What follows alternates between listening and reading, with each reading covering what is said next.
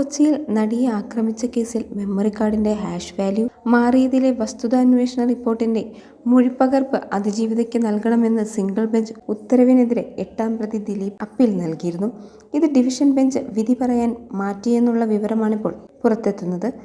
നടപടിക്രമങ്ങൾ പാലിക്കാതെയാണ് single bench മൊഴിപ്പകർപ്പ് നൽകാൻ ഉത്തരവിട്ടതെന്നും അത് നിയമവിരുദ്ധമാണെന്നും 8ാം പ്രതി ദിലീപ് കോടതിയെ അറിയിച്ചു. തന്റെ എതിർപ്പ് രേഖപ്പെടുത്താതെയാണ് മൊഴിപ്പകർപ്പ് നൽകാൻ ഉത്തരവിട്ടതെന്നും ദിലീപ് കോടതിയിൽ വാദിച്ചു. പ്രധാന ഹർജിക്കൊപ്പമുള്ള അനുബന്ധ ഉത്തരവാണ് സിംഗിൾ ബെഞ്ചിന്റേത് എന്നായിരുന്നു അതിജീവിതയുടെ അഭിഭാഷകന്റെ മറുപടി. കോടതി ഉത്തരവിനെ എതിർക്കാൻ പ്രതിക്ക് എന്തധികാരമാണുള്ളതെന്ന് അതിജീവിതയുടെ അഭിഭാഷകൻ ചോദിച്ചു. പ്രത്യേക ഹർജിയായി പരിഗണിക്കണോ എന്ന കാര്യം സിംഗിൾ ബെഞ്ചിന്റെ പരിഗണനയിലുണ്ട്. സിംഗിൾ ബെഞ്ച് അധ്യക്ഷൻ ഇക്കാര്യത്തിൽ ശ്രദ്ധാലുവാണ്. മെയ് 30 ഹർജിയിൽ വാദം കേൾക്കാൻ തീരുമാനിച്ചിട്ടുണ്ടെന്നും അതിജീവിതയുടെ അഭിഭാഷകൻ പറഞ്ഞു. അന്വേഷണ റിപ്പോർട്ടിന് ആധാരമായ മൊഴിപ്പകർപ്പ് അതിജീവിതയ്ക്ക് നൽകുന്നത് നിയമവിരുദ്ധമാണെന്ന് 8ാം പ്രതി ദിലീപിന്റെ വാദം. മെമ്മറി കാർഡിൽ അന്വേഷണം ആവശ്യപ്പെട്ട് നൽകിയ ഹർജി സിംഗിൾ ബെഞ്ച് തീർപ്പാക്കി. ഇതേ ഹർജിയിൽ പുതിയ ആവശ്യങ്ങളുമായി ഹൈക്കോടതി സിംഗിൾ ബെഞ്ചിനെ സമീപിക്കാനാവില്ല. തീർപ്പാക്കിയ ഹർജിയിൽ പുതിയ ഉത്തരവിറക്കിയത് നടപടിക്രമങ്ങൾക്ക് വിരുദ്ധമാണെന്നുമാണ് 8ാം പ്രതി ദിലീപിന്റെ വാദം. അതിനിടെ അതിജീവിതയെ പിന്തുണച്ച് വനിതാ സാംസ്കാരിക പ്രവർത്തകർ രംഗത്ത് വന്നു. മെമ്മറി കാർഡിലെ നിയമവിരുദ്ധ പരിശോധനയിൽ ശക്തമായ നിയമ നടപടി വേണമെന്ന് വനിതാ സാംസ്കാരിക പ്രവർത്തകർ ആവശ്യപ്പെട്ടു. വേലി തന്നെ വിളവ് തിന്നുന്ന സ്ഥിതിയാണ്.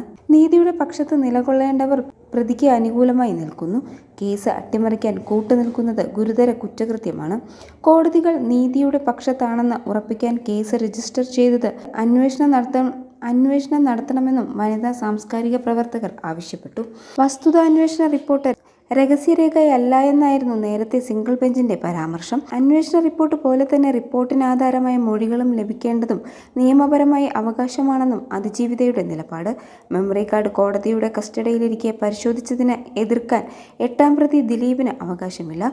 മെമ്മറി കാർഡ് പരിശോധിച്ച സംഭവത്തിൽ നടപടിക്രമങ്ങളിൽ 8ാം പ്രതി കക്ഷിയല്ല. ഈ സാഹചര്യത്തിൽ അന്വേഷണ റിപ്പോർട്ടോ മൊഴിപ്പകർപ്പോ ലഭിക്കുന്നതിനെ ദിലീപ് എതിർക്കാനാവില്ലെന്നുമാണ് അതിജീവിതയുടെ വാദം. അപ്പീൽ വഴി ദിലീപിന്റെ താൽപര്യം എന്തെന്ന് വ്യക്തമാക്കണമെന്നും അതിജീവിത ആവശ്യപ്പെടും. അപ്പീലിൽ എതിർപ്പറിയിക്കാൻ അതിജീവിതയ്ക്ക് വേണ്ടി കോടതിയിലെ മുതിർന്ന അഭിഭാഷകൻ ഗൗരവ് അഗർവാൾ ഹാജരാകും. ജസ്റ്റിസുമാരായ N. നഗരേഷ്, PM മനോജ് എന്നിവർ ഉൾപ്പെട്ട അവധിക്കാല ഡിവിഷൻ ബെഞ്ചാണ് ഹർജി പരിഗണിക്കുന്നത്. ഹൈക്കോടതി ജഡ്ജിക്കെതിരെ ഗുരുതര ആരോപണമാണ് ഉയർന്നു വന്നിരുന്നത്. ഹൈക്കോടതി ജസ്റ്റിസ് കൗൺസിൽ എടപ്പകത്തിനെതിരെയാണ് ആരോപണം ഉയർന്നു വന്നത്. പീഡന ദൃശ്യങ്ങളടങ്ങിയ മെമ്മറി കാർഡ് ജസ്റ്റിസ് പേഴ്സണൽ കസ്റ്റഡിയിൽ വച്ചെന്നാണ് റിപ്പോർട്ടിലുള്ളത്.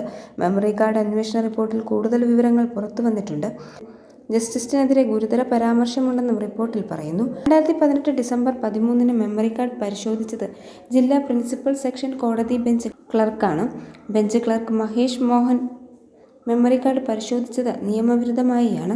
രാത്രി 10:58 മഹേഷ് മോഹൻ മെമ്മറി കാർഡ് പരിശോധിച്ചതെന്നും റിപ്പോർട്ടിലുണ്ട്. മെമ്മറി കാർഡ് ഉപയോഗിച്ച് വിവോ ഫോൺ ശിരസ്തദാറിൻ്റേതാണെന്നും അന്വേഷണ റിപ്പോർട്ട് പറയുന്നു. ശിരസ്തദാർ താജുദ്ദീൻ്റെ ഫോണിലാണ് പീഡന ദൃശ്യങ്ങൾ കണ്ടതെന്നാണ് റിപ്പോർട്ടിലുള്ളത്. വിചാരണ കോടതിയിൽ മെമ്മറി കാർഡ് ഉപയോഗിച്ചത് ശിരസ്തദാറിൻ്റെ ഫോണിലാണെന്നും റിപ്പോർട്ടിലുണ്ട്.